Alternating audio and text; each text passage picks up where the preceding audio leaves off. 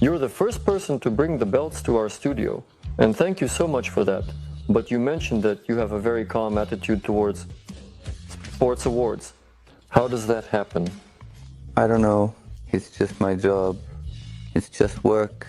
I don't want to think that I've become some kind of special person. These are all my victories. I thank the Almighty for them. I understand that it all comes from Him. If I start thinking that I'm some kind of special person and, God forbid, get a big head, I think it will all end quickly. Well then, let's get to boxing. We'll be asking you about the match with Tszyu. We've already talked a little bit about this. Many called your victory not only impressive, but also sensational. Did that bother you? There are as many opinions as there are people, but I don't think it was an upset or a sensation.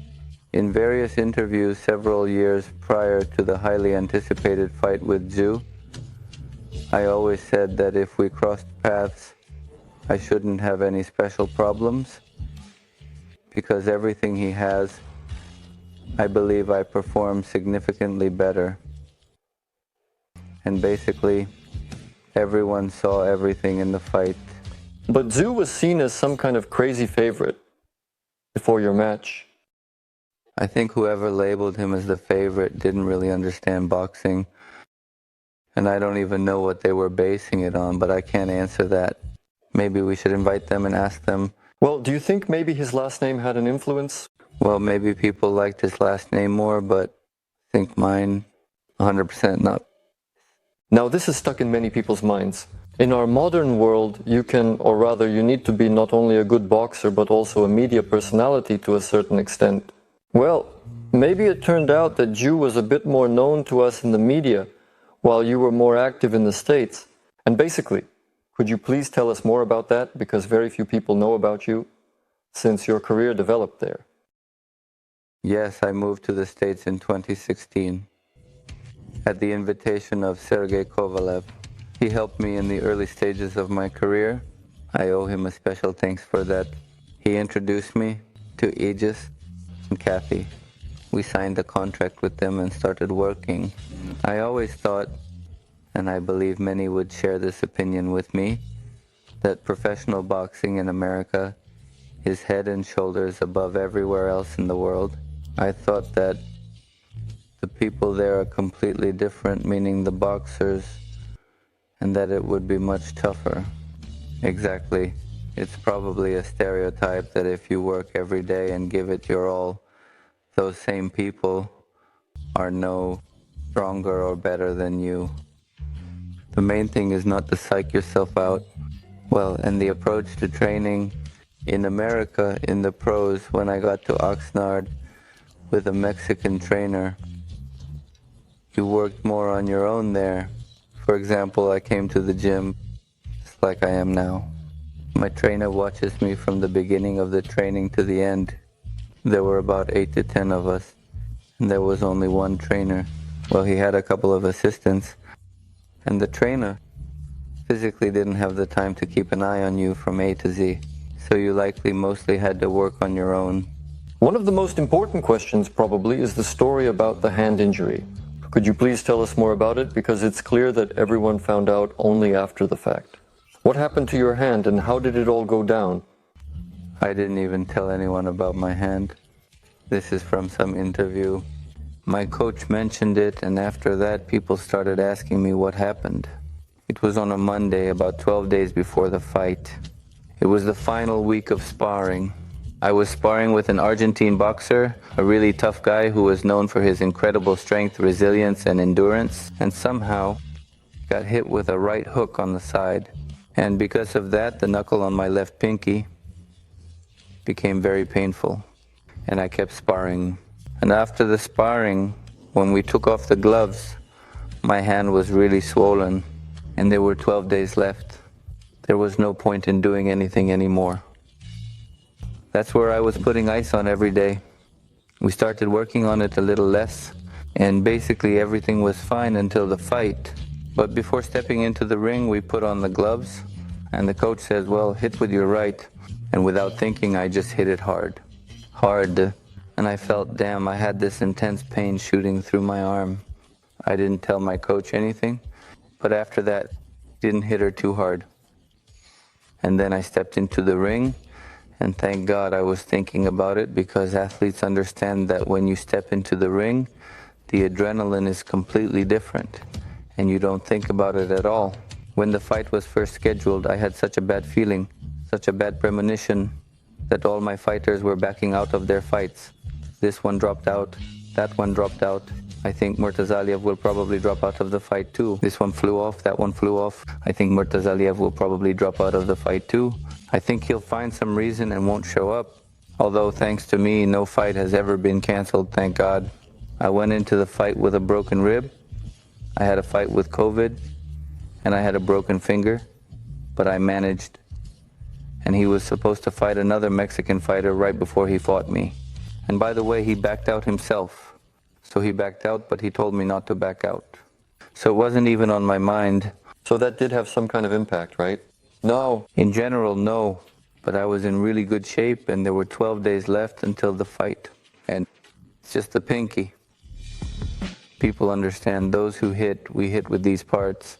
And it's not as important as if it were those knuckles. Yeah, if it were those knuckles, I still wouldn't have backed out. This was already a crucial moment because he talked the big game, as they say, worth a ruble. I did my job for a penny. On the contrary, I should thank him because he did all the dirty work. I attracted people from all over the world, I don't know, after the fight and before the fight. I was getting thousands of messages. Before it was hundreds, but now it's thousands of messages, and I couldn't even keep up with replying to anyone. I could probably spend a few months going through all the messages that were sent to me. He really attracted a lot of viewers to this fight. I could probably spend months sorting through these messages that were sent to me. He attracted a lot of viewers to this fight, and that's why I can only say thank you to him. 90% of the credit goes to him. I just had to win and take all of that he promoted. You said before the broadcast that not many people knew me before. And in one night, everything changed. So I'm just going to keep being myself. And whatever happens, happens. So you don't consider yourself a star right now, and you don't even like that status. I don't consider myself one at all. I'm just an ordinary person.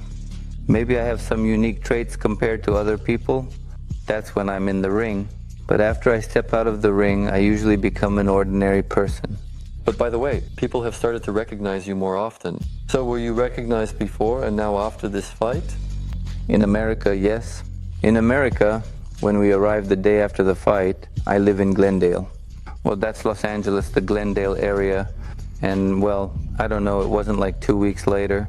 I was there and then I came back home. In 2 weeks, I haven't been out even once, without at least 10, 15 people coming up to me.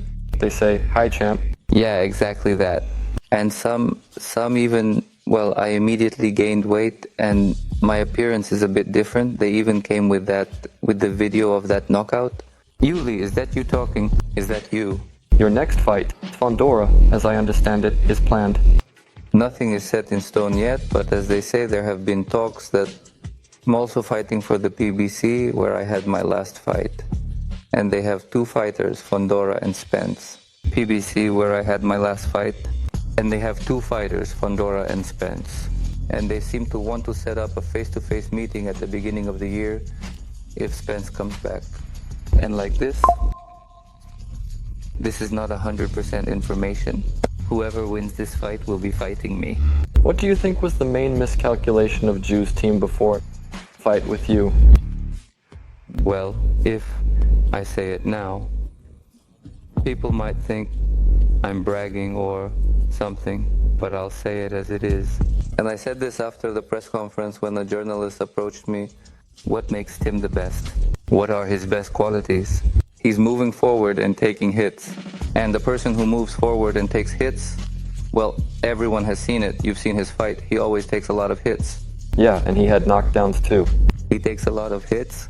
And to fight so openly, I, for example, believe that in terms of physicality, in terms of striking, I'm 3-4 heads above him. Well, in the first round when we came out, the coach said, like, feel his punches, see how he hits. He threw a right straight and you were just commenting on the fight. He threw a combination, a right straight, and it landed right on the jaw.